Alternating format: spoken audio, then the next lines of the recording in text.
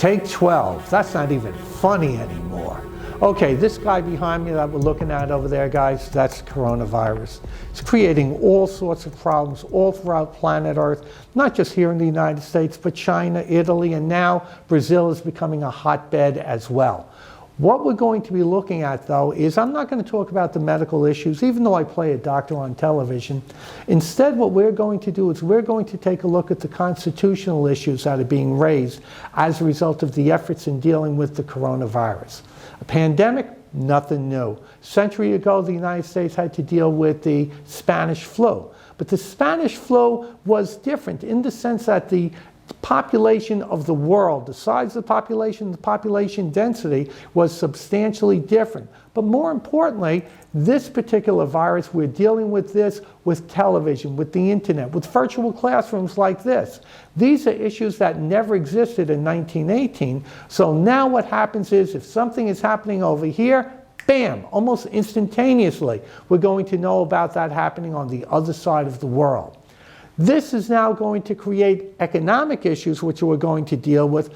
But as we start to apply these problems and then try to find governmental solutions, we're also going to be looking at constitutional issues as well. And this is going to create all sorts of conflicts. For example, right over here, we've got the preamble of the Constitution, which gives the government the power to ensure for the domestic tranquility, to promote the general welfare.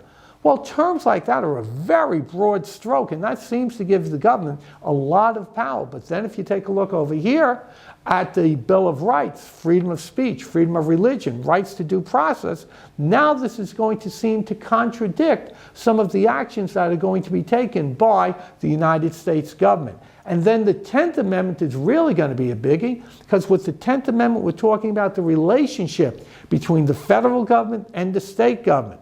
Who's going to be the person who's going to be ultimately in control of the population of the state? Is it going to be the President of the United States or the governor of that particular state? These are all constitutional issues that are going to have to be addressed.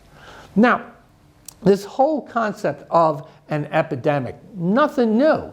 The early cities in the United States were port cities. That means all the surrounding buildings were built on swampland. Oh man, are you kidding me? Swampland loves things like malaria, yellow fever, typhoid, cholera.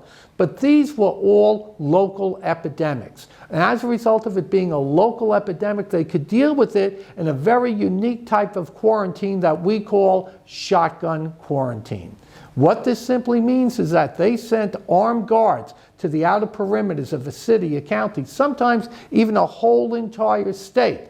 And they would use the shotgun to keep the people from entering, simply saying, hey guys, this area is free of disease. We don't want to take the chance of you infecting it.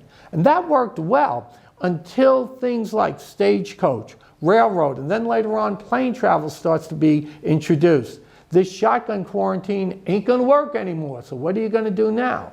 Now what you're going to do is you're going to find legal solutions to these problems, which is going to bring us to the United States Supreme Court. The United States Supreme Court is the ultimate arbitrator of what we're finding in the United States Constitution. For example, as early as 1902 in the Louisiana Board of Health case, meaning the United States Supreme Court, established that a state may create a quarantine so long as it's in the best interest of the general population. In 1905, Jacobson versus the state of Massachusetts, they took it and expanded that even that much more. In addition to a quarantine, they are also allowed to create mandatory vaccinations. Now, when you consider that the government is hoping to have a vaccination for the coronavirus by this fall, we can now see how important this issue is going to be. And I guarantee you, folks, it's going to end up before the United States Supreme Court, where the Supreme Court is also going to have to deal with issues like, is it legal to close down a business? Is it legal to deny people their income when they want to work at that particular business? How about the issues of freedom of religion? Just recently, the courts made a decision dealing with freedom of religion in the state of California. Even Disney World, poor Mickey Mouse, is unemployed right now.